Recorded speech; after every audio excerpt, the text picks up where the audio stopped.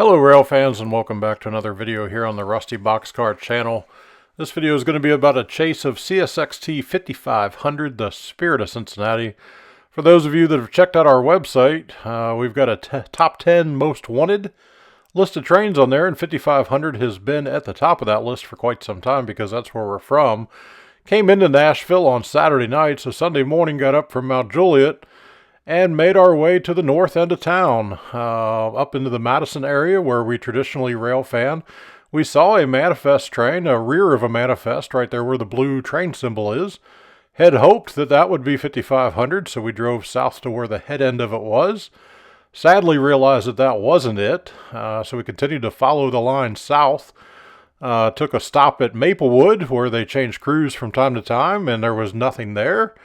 We then continued our way south to Delmas Avenue, where they sometimes will stop and do some fueling. We didn't see anything there either.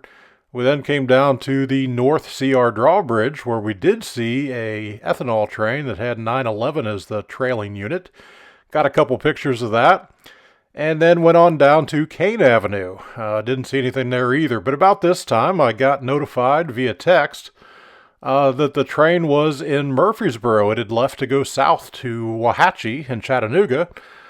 So Murfreesboro is about a 20-minute drive from where we were, so we booked it to Fosterville in hopes that maybe we could get around it. When we got to Fosterville, we were told that it was in Wartrace, which you can now see that we're coming up on.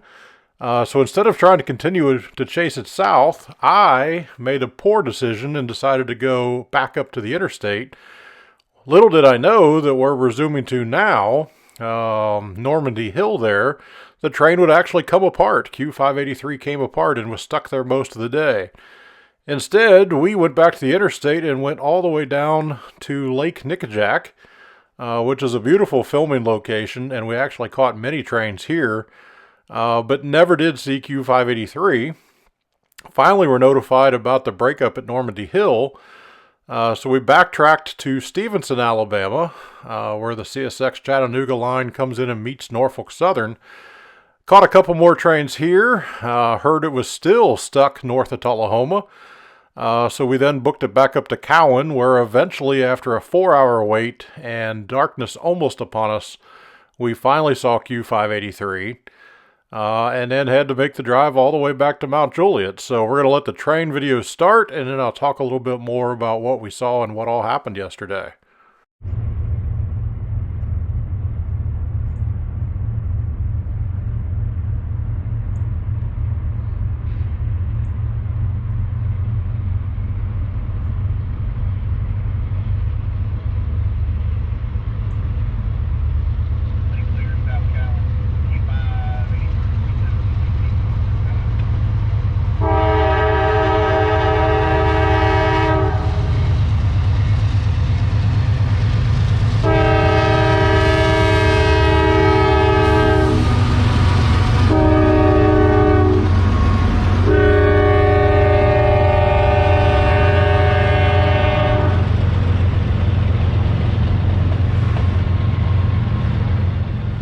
So we are actually on the northern side of downtown Cowan, north of Main Street. Just south of this is the Railroad Museum. Again, we sat up here, we waited quite a bit of time because of that breakup. They had to take the head power off 583, back up, pick up the remnant of the train, bring it back up, reconnect it. In the meantime, two other trains northbound were stuck in the yard that they have at Cowan, waiting for all this to be completed and everything to get out of the way.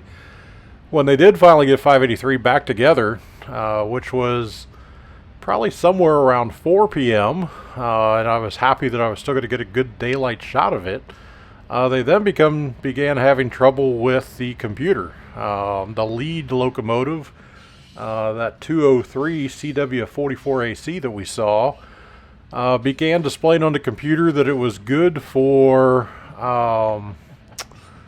that it wasn't a lead locomotive, and that it could only be used as a distributed power unit. They were doing various things called mechanical flipped breakers, turned things on and off, and continued to get that same warning on the computer. Finally, talking with dispatch, they made the decision to move on after about an hour and a half of messing around with it.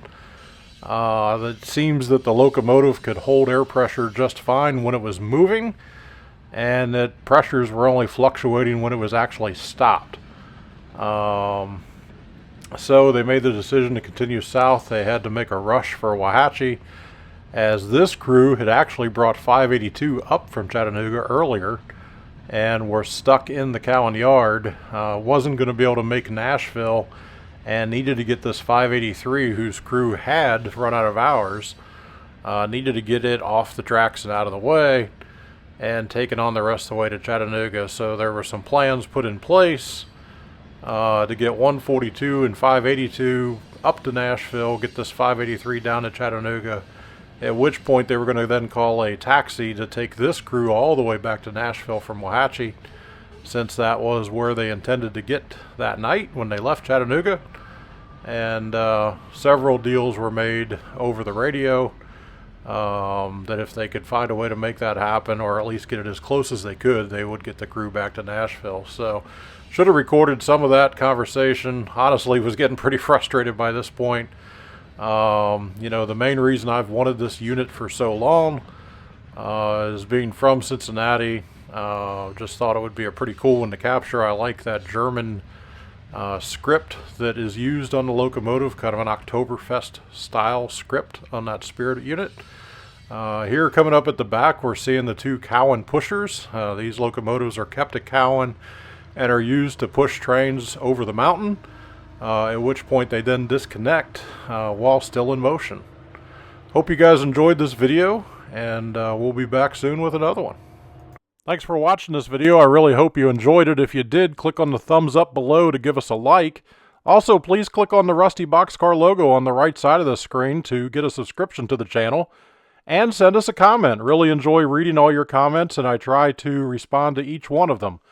Thanks, and have a nice day.